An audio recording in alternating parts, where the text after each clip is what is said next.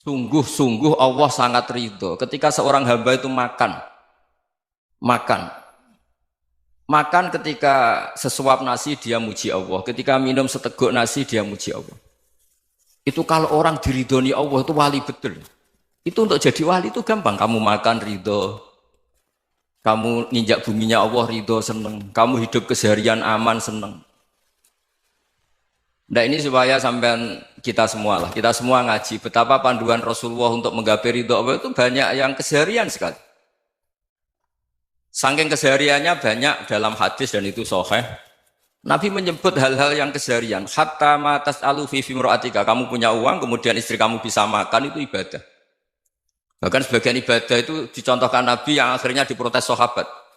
Yaitu wafi buti ahadikum sodakoh. Kamu menggauli istri kamu itu ya sodakoh. Sampai sahabat bilang yang benar ya Rasulullah.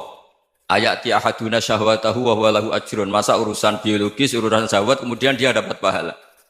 Nabi menjawab, alai salawadu'aha fi haramin akana alaihi wisrun. Bagaimana kalau dia meletakkan ke yang tidak benar itu kan dosa. Nah, hal-hal seperti ini yang saya ingin teman-teman semua lah, semua. Saya juga agak ingin ngaji demi Anda juga agak ingin. Itu dosa sekali ngaji kok pesanan kelompok tertentu itu enggak boleh. Islam itu untuk semua. Jadi ya cuma karena di depan saya jenengan ya seakan-akan jenengan korbannya. Itu ada ilmunya dalam usul fikih itu. Jadi orang itu harus ngaji usul fikih. Nama yang disebut, mungkin Mas Sufyan masih ingat zaman ngaji usul fikih. Nama yang disebut itu tidak jaminan sebagai prioritas perintah. Jadi misalnya gini, kebetulan yang di depan Nabi itu Abu Dzar. Nabi ya bilang, ya Abu Dzarin ini uhibbuka misalnya, atau ya Mu'ad ini uhibbuka, atau ya Abu Hurairah ini uhibbuka misalnya.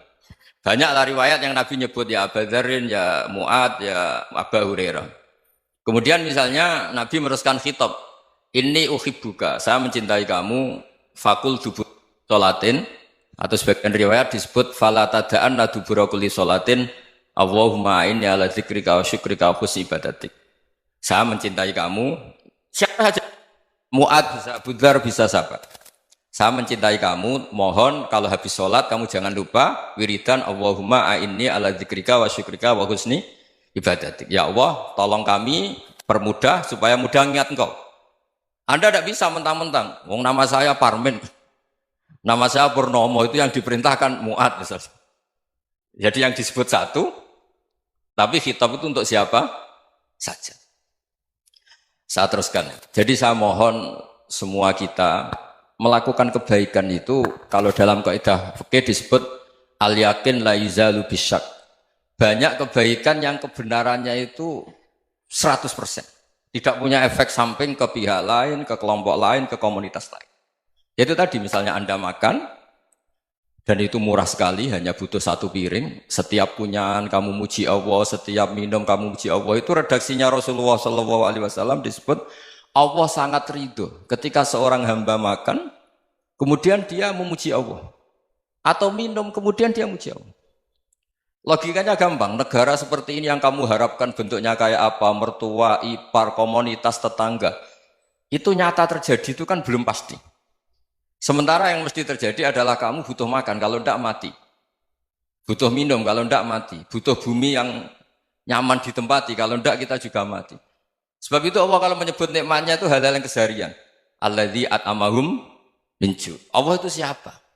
Allah itu yang menciptakan kamu bisa makan. Tidak berlebihan, Allah itu yang menciptakan kondisi sosial itu ideal. Zaman Nabi itu ya ada orang munafik. Orang-orang pilihan Allah itu juga diuji orang sekelilingnya yang macam-macam. Semua diuji sesuai konteks zaman dan waktu. Nah, tapi ada ibadah-ibadah yang selalu disarankan Nabi. Sampai Nabi itu pernah ditanya, ayul islami khairun ya Rasulullah, Islam terbaik itu gimana? Jawaban Nabi itu unik. It'amut to'am. Islam terbaik itu ya makan-makan, jangan santai-santai. Ketika Allah menyebut beberapa kebaikan, falak tahamal aqobah, wa ma adrokan apa? Mal aqobah. Terusannya apa? Fakku rokobah. Terusannya apa? Au it'amun fi yaumin di masubah. Ya, itu acara makan-makan itu juga Islam. Kenapa? Ya bayangkan kalau tidak ada makanan, kita mati kan? Kondisi sosial tidak ideal itu Anda masih gak apa-apa. Tapi kalau Anda tidak makan, Anda tidak minum, Kamu punya istri cerewet masih bisa hidup, punya mertua cerewet masih bisa hidup. Tapi kalau tidak makan bisa mati. Berarti penting mana istri sama makan? Penting mana? Makan. Semoga istri Anda dengar. Nanti kamu disuruh makan tapi pulang deh. Itu kalau dibahasakan makan masih memahami. Penting mana nasi satu piring dengan istri. Nggak ada nasi mati, nggak ada istri belum mati. Penting mana? Gak berani jawab kan? Nah, ternyata Anda ada garang kan di depan istri. Jadi saya mohonlah, mungkin Mas Sufyan Sauri tadi yang bisa bantu lah. Teman-teman tuh ngaji yang keseharian saja. Karena kita nyari ridho Allah itu berdasar firman Allah. Dan firman Allah itu menyebut keseharian tuh riang, gampang. Yaitu tadi misalnya wa min ayatihi manamukum billaili wan-nahar. Termasuk ayat-ayat Allah itu kamu tidur. Maka dulu itu ada guyonan, ada tokoh Mu'tazilah, kelompok dalam Islam yang berpikir manusia itu bisa menentukan ikhtiarnya sendiri. Karena saya bisa duduk, ingin berdiri, berdiri. Karena kelompok ini nggak terima kalau semua kehendak Allah, nanti bagaimana kalau semua kehendak Allah kok ada hisab ya, ada sanksi. Lucunya itu, dia akhirnya, ini cerita ya, mencintai seorang perempuan, cantik sekali. Dan itu dia menjadi ahli sunnah itu oleh hal-hal yang sepele. Karena istrinya cantik, ya namanya suami istri itu hubungan intim. Terus ditanya, Mas, masih ingin lagi? Masih. Silahkan diulang lagi. Wah ya tidak bisa. Katanya manusia bisa menentukan yang diinginkan. Itu tobat itu. Itu nggak bisa ditobatkan Mas Sufyan Ats-Tsauri. Orang cantik yang mudah nobatkan orang itu orang cantik. Segampang itu. Akhirnya kita tahu, makanya kalau dalam kitab Hikam itu disebut al-aqil mayyakul madza yaf'alu wa hubi wal ghafil mayyakul madza af'al. Orang yang punya akal karena sadar ini wilayah Allah, semua milik Tuhan. Itu dia tiap hari berpikir, besok Allah akan melakukan apa terhadap dunia ini. Kamu merencanakan suatu mau plesir, ternyata gempa. Mau wisata ke Rusia, ternyata perang. Kamu tidak pernah tahu apa yang akan terjadi besok. Wa ma tadri nafsum madza taksibu ghadan. Tapi anda semua kita ini sering punya jadwal permanen. Makanya saya kalau diundang siapa saja, bisa takdir. Yang jelas Gus ini acara penting. Ya masih acara penting nak pangeran ngersakno piye? Kok ape dadi pangeran? Kamu kok mau jadi Tuhan? Itu kadang ya kiai. Penting Gus acara ini jenengan harus memastikan bisa. Loh kamu itu yang ngajarin tauhid, sesuatu itu biadillah kok bilang-bilang apa pasti. Kalau maksa terus tak tobatkan kamu kata saya. Ya kalau gitu Gus bilang insya Allah. Wah itu hati saya, fisik saya, roh saya sudah bilang insya Allah. Tidak usah kamu latih kata saya. Nah hal-hal tauhid keseharian itu gampang sebetulnya. Wal ghafil yaqulu madza af'al. Tapi orang yang lupa Allah dia setiap hari bilang besok apa? Kita bisa melakukan apa? Seakan-akan dia itu aktor, dia penting, dia subjek permanen, dia. Padahal kita ini hanya objek kehendak Allah Subhanahu wa taala. Karena kita yakin sesuatu yang terjadi di alam raya ini kita tidak bisa apa-apa. Makanya saya sering ngaji, sering bilang saya, ketika Anda mensifati Allah, Dia yang menghidupkan. Sudah itu tanamkan sehingga ketika kita mati santai saja. Kenapa santai? Allah punya cara menghidupkan kita. Zaman kita hidup juga gak tahu caranya ngelola jantung, ngelola paru-paru. Kamu juga gak tahu ngelola oksigen yang tidak beracun, tidak mengandung polusi. Tahu-tahu hidup. Gak ingin tua ya tahu-tahu tua, gak ingin mati tahu-tahu mati. Selama ini kita hidup juga gak tahu apa sebetulnya. Hanya gaya tok, punya jadwal, punya planning. Kalau kamu bisa menentukan pilihan Anda, pasti Anda istrinya cantik, 4 neriman semua, qanaah semua. Nyatanya enggak kan? Ada 1 jelek, cerewet. Oh itu kan, nyatanya enggak bisa apa-apa Anda kan? Dan kamu bawa mati lagi. Itu kan istri Anda juga gitu, punya keinginan, punya suami yang ganteng, yang jabat, yang riman, yang enggak poligami. Ya enggak kesampaian juga. Kalau kita ngitung tingkat kegagalan kita itu gagal terus. Ya kan? Nah, terus ingat Allah. Madza yaf'alu wa bi. Orang yang punya akal selalu berpikir Allah itu menghendaki apa terhadap saya. Lalu sama-sama orang melihat orang yang serius. Itu kata Anda itu pemikir berat, serius. Senang punya tokoh yang merengut karena kamu anggap serius. Tapi sebagian orang anggap orang yang serius itu wong merengut, wong masam, wong muka kok ditekuk. Jadi sama Itu hati, ya muqallibal qulub tsabbit qalbi ala dinik. Karena kita nggak tahu cara berpikir kita tentang orang lain, tentang sekeliling kita. Misalnya kita orang baik yang jenis ngrumat fakir miskin. Ada orang bangun masjid mewah itu janggal. Apa artinya masjid mewah kalau banyak orang kelaparan? Tapi kalau yang jenis pendidikan apa artinya masjid mewah kalau tidak bisa ngaji? Nanti yang jenis infrastruktur apa artinya ini kalau semuanya punya sudut pandang yang berbeda-beda. Dan Islam mengapresiasi semua kebaikan. Tapi katakan semua kebaikan itu adalah kehendak Allah Subhanahu wa taala. Karena apapun baik Anda itu pakai fasilitas yang diberikan oleh Allah Subhanahu wa taala. Sehingga ini yang disebut kulillah sumadarhum fi khawdihim yal'abun.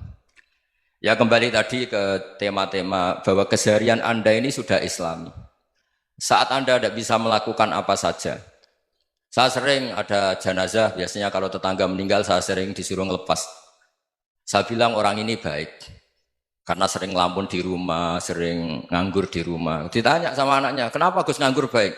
Ya kalau dia nganggur artinya juga agak berbuat sesuatu yang maksiat kan? Ya kan? Orang nganggur di rumahnya ya tidak bunuh orang, tidak maling, tidak korupsi, ya namanya nganggur di rumah. Lah cuma istri cara pandang nganggur gak menghasilkan uang itu. Tapi juga gak menghasilkan kriminal kan? Jadi sebenarnya Islam itu makanya kalau sampai ngaji usul fikih itu ada kitab usul fikih namanya Lubul Usul, itu terkenal sekali di pesantren itu. Itu kalau ngapresiasi keseharian itu luar biasa. Izma min mubahin illa wa yatahaqqaqu bihi tarku haramimma. Karena keseharian yang mubah saat Anda lakukan itu ada kehebatan yang luar biasa, yaitu meninggalkan haram. Makanya dulu banyak orang-orang alim ketemu temannya itu guyon sampai semalaman. Itu biasanya yang semangat Islam, itu kiai kok tidak tahajud, kiai kok tidak witir. Orang yang sedang mapan uangnya banyak, malam itu tidak kelayaban itu sudah luar biasa. Melawan nafsu supaya tidak maksiat itu sudah luar biasa. Supaya lupa guyon sama temannya semalaman sampai subuh. Gejolak-gejolokan mengenang zaman miskin, zaman kuliah nggak jelas, zaman apa. Melihatnya jangan tarkut tahajud. Seperti ini meninggalkan tahajud, tapi meninggalnya ini talkul muharramat. Jadi kayak apa hebatnya? Sehingga Imam Ghazali punya riwayat yang agak unik. Hatta takuna ibadatu akhiri hadil ummah iku an-naum. Sehingga suatu saat ibadah terbaik umat ini itu tidur. Itu kan riwayat kontroversi. Ketika Imam Ghazali ditanya, kenapa iya? Kenapa kamu mulai keluar dari rumah itu sudah banyak maksiat? Melihat perempuan yang enggak mahram, melihat fenomena. Tapi kalau kamu tidur itu enggak melihat apa-apa. Tapi juga kamu jangan menganggap tidur itu ibadah betul. Saatnya melakukan fardu ain malah masih tidur. Tapi itu sudut pandang yang menjadikan kita Islam itu gampang. Jadi saat Anda tidak bisa aktivitas apa-apa, misalnya ada beberapa orang yang lumpuh. Lumpuh itu memang nggak bisa Jumatan, nggak bisa ibadah, tapi dia juga nggak bisa maksiat.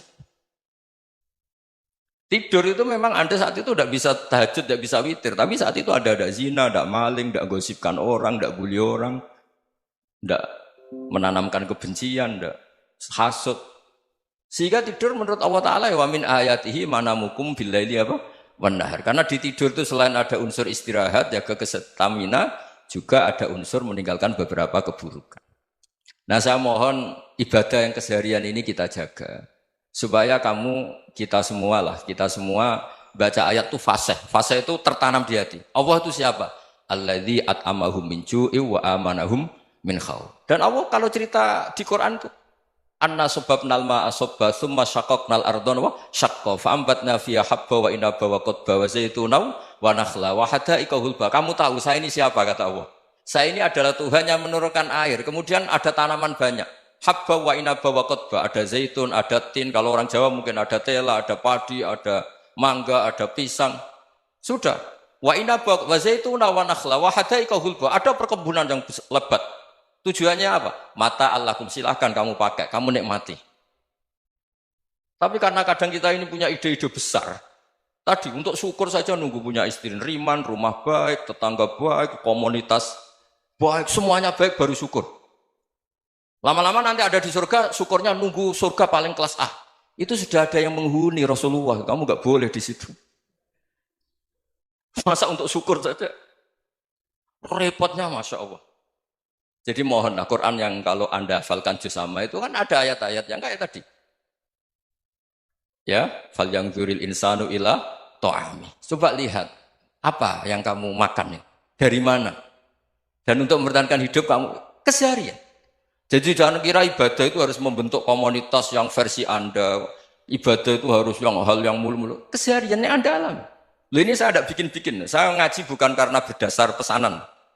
Itu ayat yang saya baca kan betul ada ayatnya kan. Fal yang dzuril insanu ila ta'amih. Anna soba benal ma'a sobba. Thumma syaqaqnal ardo syaqqa. Fa'ambasna fiya habba wa inabau wa qodba. Wa zaitunaw wa nakhla wa hadaika khulba. Terusannya apa? Mata'al lakum, silakan kamu nikmati. Mata itu silakan kamu nikmati.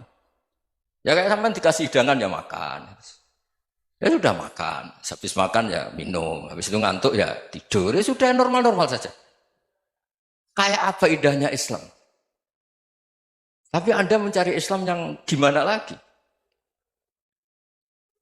Nah itu yang diajarkan guru-guru kita, diajarkan sanad kita sampai Wali Songo, sampai Rasulullah SAW. Bahwa pada akhirnya ada jihad, ada perang. Itu dulu memang perang, bukan membunuh. Beda. Dulu kita dijajah Belanda ya perang. Dan itu normal karena kita dijajah. Jadi ketika orang lain ingin baik sama kita, wa in ahadum minal musyrikin astajaruka ya fajirhu hatta yasma'a kalam Allah. Kalau mereka ingin baik ya kita baik. Makanya ada istilah mustakman, mu'ahad. Kalau mereka ingin damai, berdampingan dengan kemajmukan ya itu yang lebih baik. Karena memang Islam menghormati proses perdamaian. Wa in janahu lis-salmi ya fajnah lah. Kalau ingin damai ya kita harus